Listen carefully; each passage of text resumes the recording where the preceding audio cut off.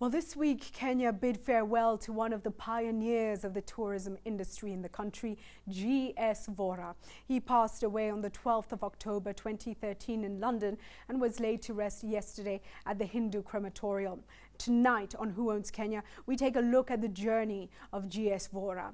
Now, Gurcharan Singh Vora, known as Chani Vora or simply GS to those close to him, has been a strong driving force in the tourism industry for 4 decades and was instrumental in putting Kenya on the global tourism map. An iconic figure, he had several passions and numerous accomplishments to his credit. But let's start with his story. Now, from very humble beginnings, GS grew up in Nairobi's River Road, where he used to work at his father's bicycle shop from the age of 7.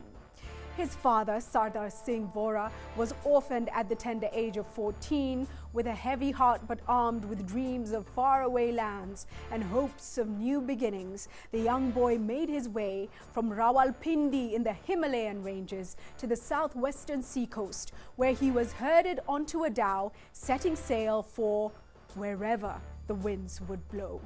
That dhow landed on the East African shores of Mombasa, and there the Vora destiny in Kenya began. Sardar became a trader and was keen to have his children learn the ropes of the family business, but GS's headmaster insisted that he take up law studies and helped him to apply for his admission into law school.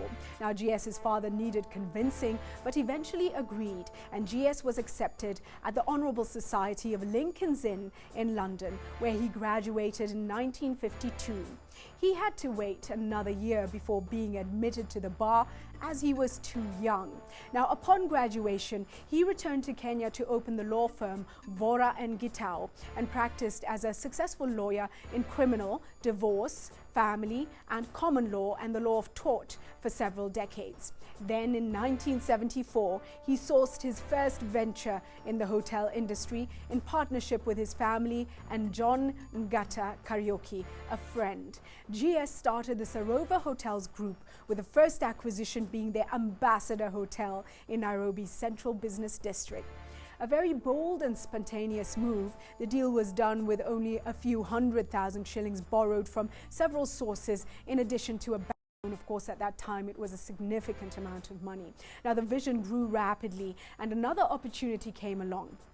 GS, having taken his father on holiday in Mombasa, was looking for a cottage to buy. His father pointed at an impressive property nestled amongst coconut palm trees. Upon making further inquiries in the area, he found and acquired the White Sands Beach Resort, Mombasa. That was in 1976. Opportunity came knocking again when Block Hotels was offering some units for sale. At the time, this included a heritage hotel, the prestigious Stanley, in Nairobi's central business district. With no excess funds in the kitty, it was another daring dive and an incredulous situation where he negotiated the deal with a bank loan, leaving in his wake a group of baffled bankers. He concluded the purchase of the Stanley Hotel in 1978.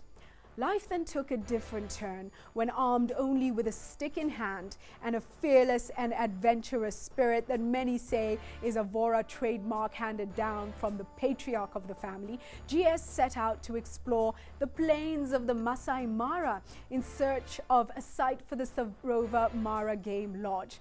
It was here that he learned about wildlife.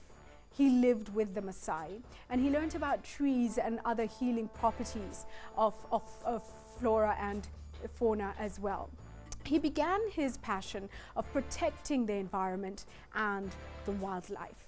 Now, the journey meandered forward and was followed by the addition of Sarova Lion Hill in 1986, Sarova Shaba, that was in 1989, and the Pan-Afric Hotel in 1992.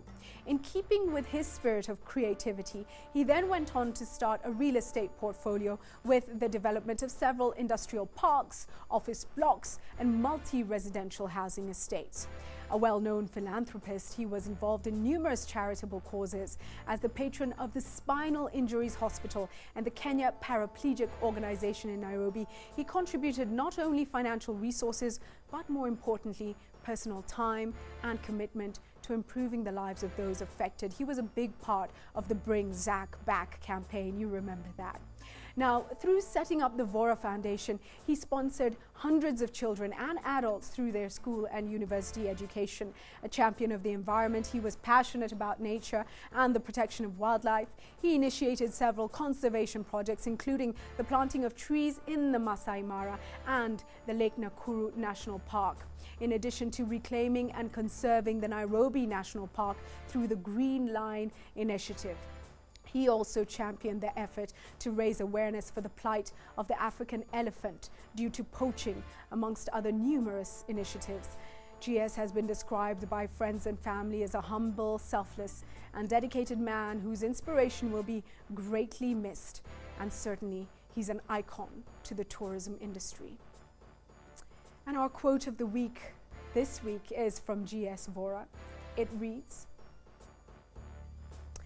"Raise your aptitude to the level of your attitude and you will reach your altitude."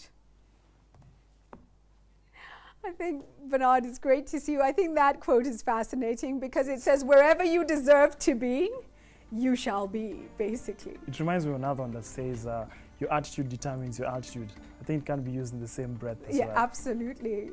It's great to see you. What do we have going on in Of sports? course, there's some fellows who have a great attitude as far as sports is concerned. You talked about Mr. Vora going to stay with the Maasai. Tonight on sports, we're focusing on some Maasai cricket warriors. I'm sure you remember that story that we did a while back.